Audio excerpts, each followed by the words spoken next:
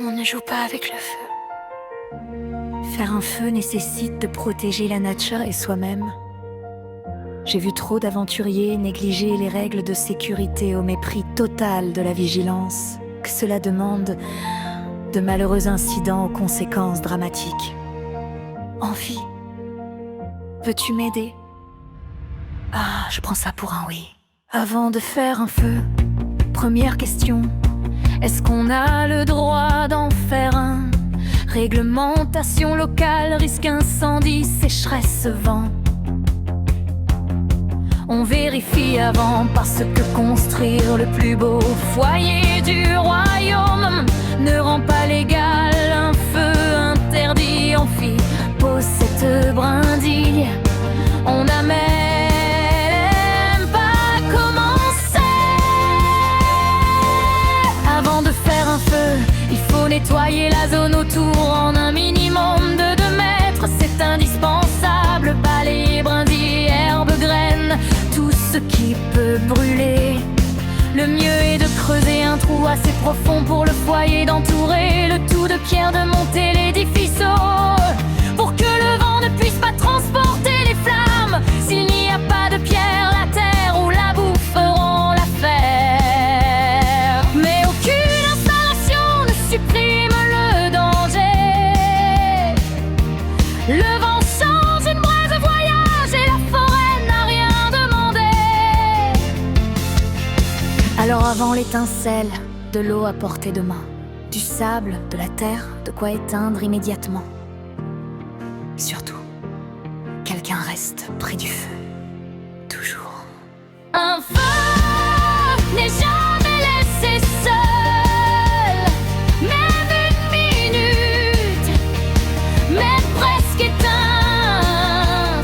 Une braise suffit, une rafale suffit.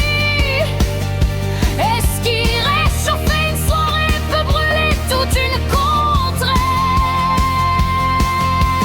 Préparer, observer, protéger, parce qu'un aventurier responsable ne maîtrise pas seulement ses sorts, il maîtrise aussi ses étincelles. Envie, prépare-toi à neutraliser chaque braise au pistolet à eau.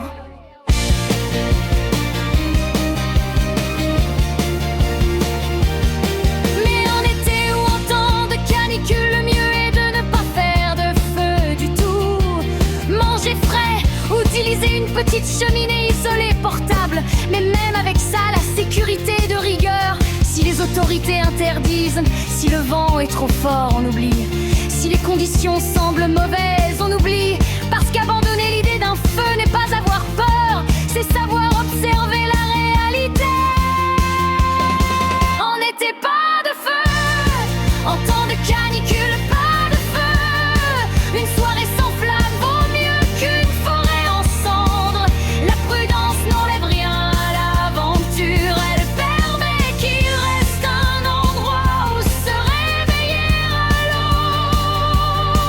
l'aube. Prudence et vigilance restent nécessaires.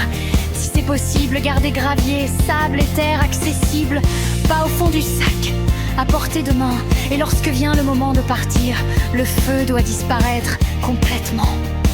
On éteint, on remue les cendres, on vérifie les braises. Tant que c'est chaud, on ne tue pas les lieux, on arrose, on étouffe. Envie, tu peux y aller mon grand. Feu à volonté. Oups, pas de feu.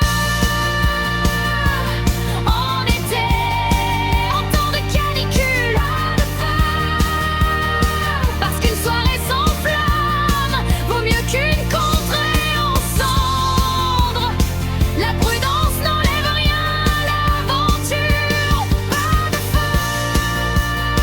En été, toujours sécurisé.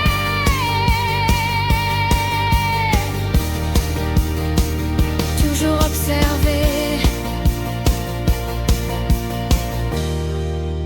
Toujours pouvoir éteindre.